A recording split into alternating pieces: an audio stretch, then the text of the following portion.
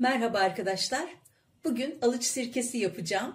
Alıç doğada kendiliğinden yetişen, yüksek oranda mineral ve vitamin içeren, kalp ve damar sağlığı üzerinde olumlu etkileri olan şifalı yabani bir meyvedir. Bu alıçları pazardan satın aldım. Burada yaklaşık 2 kilogram kadar alıç var. Bu alıçları temizce yıkadım, sularını süzdürdüm. Şimdi bir sofra bezinin üzerine sererek iyice kurumalarını bekleyeceğim. Çünkü meyveler yıkanıp kuruduktan sonra probiyotik bakterilerin açığa çıkması için minimum 4-5 saat kadar beklemesi gerekiyor. İyice süzdürdüm ama yine de üzerinde ıslaklık var. Bu şekilde tamamen kurumalarını bekleyeceğim. Alıçlarım tamamen kurudu. Şimdi bunları kavanozuma alacağım. Kavanoza almadan önce alıçların kabukları sert olduğu için sirkede beklediği zaman özünün suya geçmesi çok uzun zaman alabilir. Hatta almayabilir. İçinden kötü olanları da alıyorum. Olgunları şöyle elinizde ezerek, bakın parçalanabiliyor. Veya bir bıçak yardımıyla bölerek hepsini bu şekilde hazırlayabilirsiniz. Ben şimdi hepsini bu şekilde hazırlayacağım. Bu şekil bana daha kolay geliyor. Çekirdekleri çok sert olduğu için zaten çekirdekler ne kırılıyor ne eziliyor. Sadece yumuşak dokuyu bölmüş oluyorum. Tüm alıçlarımı bu şekilde hazırlıyorum. Alıçlarımın hepsini hazırladım. Bir hayli de fire verdi. Şimdi bunu kavanoza dolduruyorum. Yıkadığım, kuruladığım 8 litrelik kavanozuma dolduruyorum.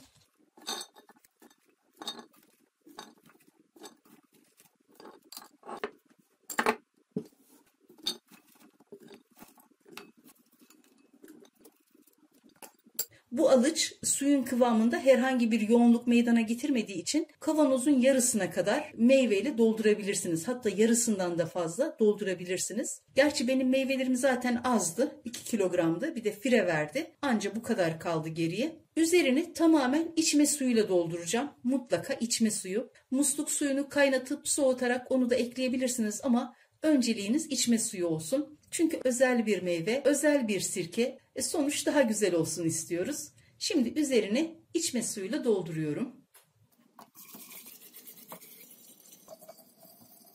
Hem rahat karıştırabilmek hem de taşma riskine karşı üzerinde bir miktar boşluk bırakıyorum. Gördüğünüz gibi meyveler yukarıda ve su aşağıda kaldı. Böyle 8 litrelik bir kavanozda alıç sirkesi yaptığım zaman genelde 8 yemek kaşığı, yani yaklaşık 1 su bardağından 1-2 parmak eksik bal yeterli geliyor. Fakat bu alıçlar biraz mayhoş olduğu için yaklaşık 9 yemek kaşığı kadar bal, yani tam 1 su bardağı bal ekleyeceğim. 200 mililitrelik bardaklarla 1 su bardağı çiçek balı ekliyorum. Bu tür sirkelerde bakterilerin rahat çalışması ve çoğalması için her zaman birinci önceliğiniz bal olsun. Bardağın süzülmesini bekliyorum. Bal ekleyemem dediğiniz yerde nöbet veya nebat şekeri dediğimiz aktarlarda satılan şeker, onu da bulamıyorum dediğiniz yerde en son çaya koyduğumuz, yani rafine şeker ekleyebilirsiniz. Böyle özel bir meyve için sirkenizi kurmadan önce hazırlarınızı ona göre yapın derim. İyice karıştırıyorum. Karıştırırken bir çelik kaşık veya şimşir kaşık kullanabilirsiniz. Sirkemin üzerine kurduğum günün tarihini atıyorum. Sirkenin üzerine şimdi örtüyorum. Kapatacağımız örtü hava geçirgenliğini sağlayan bir özellikte olması gerekiyor. Bir lastikle de bu şekilde örtüyü sabitliyorum. Sirkenin olgunlaşması için oda sıcaklığında bir ortamda bekletmemiz gerekiyor. Ortam havadar ama güneş ışığından uzak olmalı. Çünkü güneş ışığı sirke bakterilerinin çoğalmasında olumsuz yönde etki etmektedir. Böyle bir ortam olmadığı zaman üzerine bir örtüyle örterek karanlık ortamı oluşturmaya çalışmamız gerekir. Sirkemi sabah akşam karıştırmaya çalışacağım ya da aklıma estikçe ne kadar çok karıştırırsam o kadar faydası olur. Ne kadar çok oksijenle, havayla temas ederse yine yararlı bakteriler o derece çoğalacaktır. Sirke anası ve sirkeyi bu aşamada eklemeyeceğim. Çünkü kavanozu bekleteceğim ortam sıcak olduğu için fermentasyonu, yani oluşumu çok fazla hızlandıracağı için bu da istediğim bir sonuç değil. Sirke ne kadar yavaş gelişir ve olgunlaşırsa kalitesi de o kadar yüksek olur. Şu anda meyveler görüyorsunuz üstte. Bu meyveler karıştırıldıkça dibe çökecektir. Tamamen dibe çökene kadar bu işlemi yapacağım ve bunu da aşama aşama çekip sizlerle paylaşmaya çalışacağım. Merhaba arkadaşlar. Sirkeyi kuralı tam 3 gün oldu. Bu sabah henüz karıştırmadım. Fermentasyonun ne kadar güzel başladığını siz de görün istedim. Şimdi örtüsünü kaldırıyorum.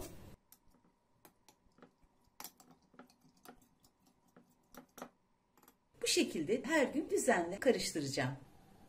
Merhaba arkadaşlar. Alıç sirkemi kuralı tam 10 gün oldu.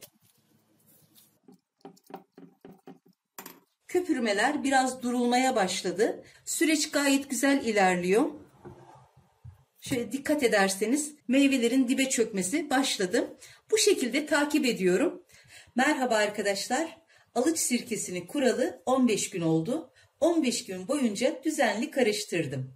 Artık karıştırma süreci bitti. Dikkat ederseniz meyveler tamamen dibe çökmüş ve su yüzeyde kalmış. Şimdi uykuya alacağım. Uyku dediğim sirke anası oluşturması için sirkeyi yine oda sıcaklığında karanlık ve ağzı hava alacak şekilde kapatarak hiç dokunmadan bekleteceğim. Buna uyku süreci diyoruz. Yabani meyvelerle kurduğumuz sirkeler şeker oranı yüksek meyvelere göre biraz daha zor sirke oluyor. O yüzden içine sirke veya sirke anası eklemek gerekiyor. Kavanozum 8 litrelik. 8 litrelik kavanoz için 1 çay bardağı üzüm sirkesi ekleyeceğim.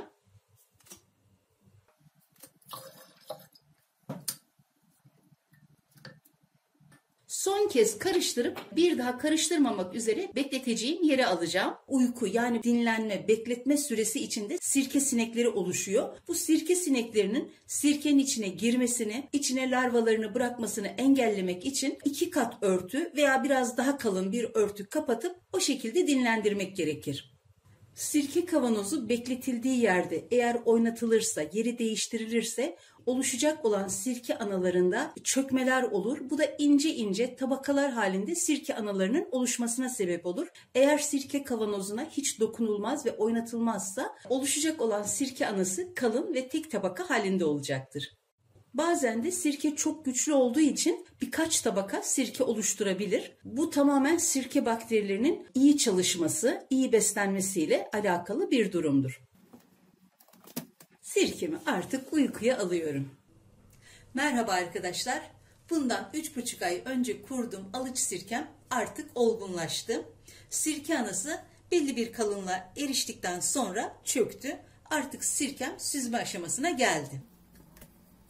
Şişelerimi hazırladım. Süzgecimi ve süzgümü de hazırlayıp artık süzme aşamasını gerçekleştireceğim. Elimde böyle bir aparatım var. Sirkenin üzerindeki bu berrak kısmı hiç bulandırmadan hemen şişelere aktaracağım. Bu aparat şart değil. Elinizde böyle bir imkanınız varsa bu şekilde sirkenizi hiç bulandırmadan üstteki kısmı şişelere aktarabilirsiniz.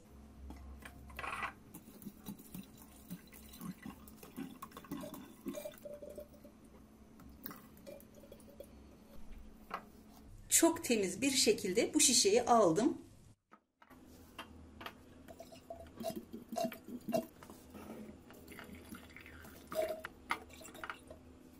Üzerindeki parlak kısmı aldıktan sonra şimdi sirke anasını çıkarıyorum.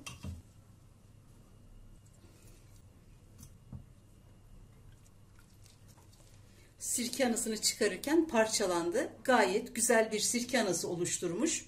Bu meyvenin şeker oranı düşük olduğu için sirke anası çok kalın olmuyor. Ancak bu kadar oldu. Bu gayet güzel bir gelişim süreci. Şimdi sirkemi süzgecime döküyorum.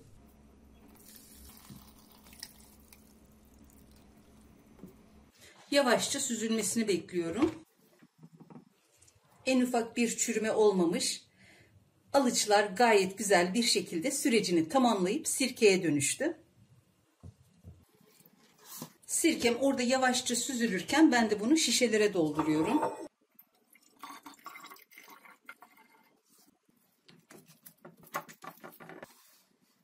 Şimdi kalanını da tekrar süzüyorum. Tüm posayı süzgüye aldım. İyice sıkarak suyunu çıkarmaya çalışacağım.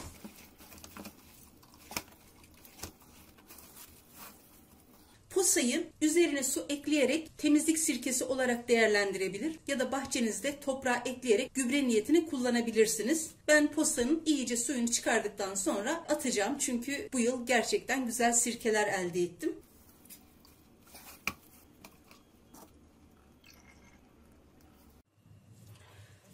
Sirke analarını koydum. Böyle bir kavanozum var. İçine yerleştirdim. Bu sirke analarını yeni kuracağım sirkelerde maya olarak kullanıyorum. Sirkeyi de şişelerime yerleştirdim. Bu tortusuz olan sirkem. Üstteki berrak kısmı bu şişeye doldurdum. Bu da en tortulu kısım. Sirkelerimi diğer sirkelerimin yanına almadan önce hangi meyveden ve hangi yıl yapıldıklarını kısaca yazıyorum.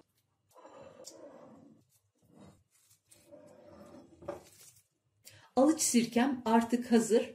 Elimde başka sirkelerim de var. Sirkelerin renkleri birbirine benzediğinden karışıklık olmaması için şişelerin üzerine hangi meyveden yapıldığını ve hangi tarihte kurulduğunu yazdım. Sirkelerin serin ve karanlık bir ortamda muhafaza edilmesi gerekir.